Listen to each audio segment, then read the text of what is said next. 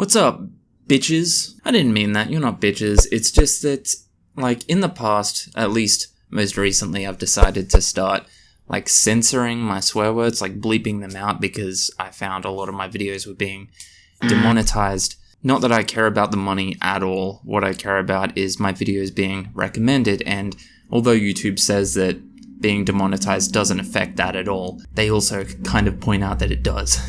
But regardless of censoring myself and trying to keep my language as family friendly as possible, I've still found that almost every one of my videos ends up being demonetized anyway for whatever reason, so fuck it. So I've obviously been gone for a little while and I've got quite a few changes I want to have a quick chat about, most of which I'm sure you don't really care about, but I'm going to talk about them anyway, so deal with it. The first and most obvious one is the backdrop. I moved house recently, that's why I've been gone for a little while. It's not that I was taking a break or anything like that, it was just a bit of an involuntary break because A, the internet took forever to get set up at the new place, and B, there was a lot of moving to be done. On the topic of backdrop, do you reckon that's too blue? Should I? You know what, I think, yeah, that's a bit better. Moving house was never something that I thought would be a big deal for me, but it wasn't until I went to the house, or the apartment, sorry, that you've seen all my last videos at. I went to the apartment for the last time and, you know, I closed the door and handed in the keys. It wasn't until then I realized how much it kind of actually bummed me out. Like I said, that's where all of my other booktube videos were filmed. All of my YouTube videos were filmed in that apartment, pretty much. That's where I filmed my first booktube video. That's where I filmed the video where I announced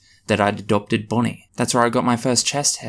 It was the first place I ever lived at entirely on my own, and something I kind of learned as I did that was that although I really do like being on my own, I'm not a big fan of living on my own, at least not yet. I know to you guys that means nothing, but to me it was just a sense of melancholy I didn't really expect to get in a move. On the plus side now, I do live in quite a big house. I mean, that's not me flexing at all. It's not like the nicest house in the world. It's also not bad. It's a house. I have a few new housemates, one of which Bonnie has already gotten into a few fights with. Aside from moving house, that's really the only big change in my personal life right now, at least. Oh, hang on, sorry.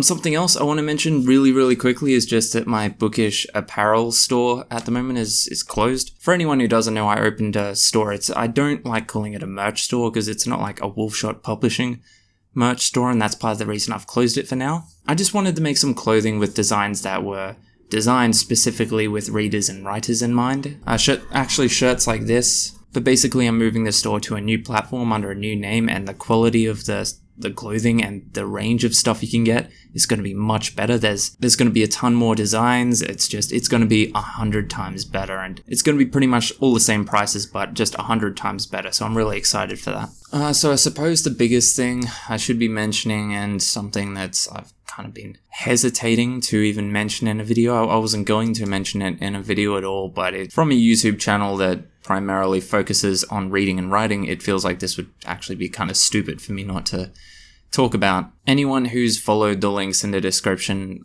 in the last month, or maybe even month or two, to try and check out my books or purchase my books would have found that they are not online anymore. They're not for sale. I've taken them down before to get them professionally edited, but this is different. They are down for good. The more keen observers of you might remember not even that long ago in a video where I said this. Anyway, I'm not getting rid of them. I am going to finish it. Liar! Look, I'm just going to be brief. The Architects of the Gifted is a series I really do love, and it's a series I consider my baby. It's the first major fictional narrative that I ever came up with, and I still think there is a really good story there. For that reason, I will be rewriting it in the future at some point, but I reached a point where I was just struggling so much with the third book in the series, because it was meant to be a 4-book series. It's been years at this point since I did the last one, and I just couldn't identify what it was that was holding me back so much and making me want to work on different projects instead of working on that one, and I was procrastinating a lot more than I normally would, and I just assumed it was me being lazy, as most creative people tend to do. But when I sat down and I did some self-reflection and I really looked at it, I realized that I had no confidence in the series anymore because of so many flaws that I made in the first 2 books due to being a really inexperienced writer. I've mentioned in videos before that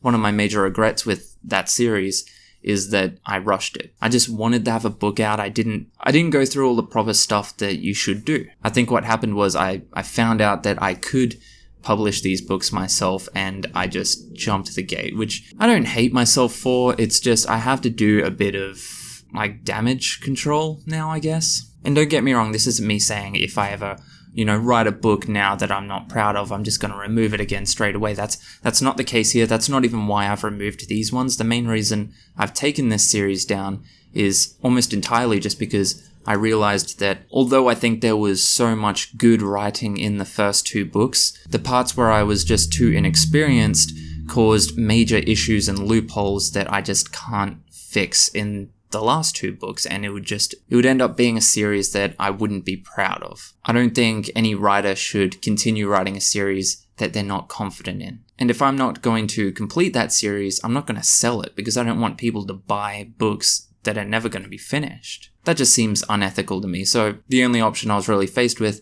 was taking them down. And the thing is, in that video where I said I wouldn't be doing this, a lot of the comments were extremely supportive of doing something like this. A lot of people told me that maybe I should take them down and rewrite them in the future when I feel that I have enough experience to actually do the story justice. And it was only because of that support that I ended up being confident enough to do this. So I really do thank you for that. And for anyone that's a bit iffy about my decision to do this, like I said, I'm not using this as a get out of jail free card for bad writing. Those books, I'm never going to be able to remove them entirely from the internet. They're still going to be there. I just can't continue to sell them because they're never going to be finished. That's all it is. I'm not going to advertise them anymore, and I'm probably going to talk about them a whole lot less, but I'm never going to deny that I wrote them or say that they weren't mine. And I'm making a promise to myself now that this is the only opportunity I'm ever going to give myself to do this. I know I can't do this again. I know I can't take down books again just because I'm not proud of the way they were. So from this point on, due to the fact I want to be a respected writer one day and I want to be taken seriously,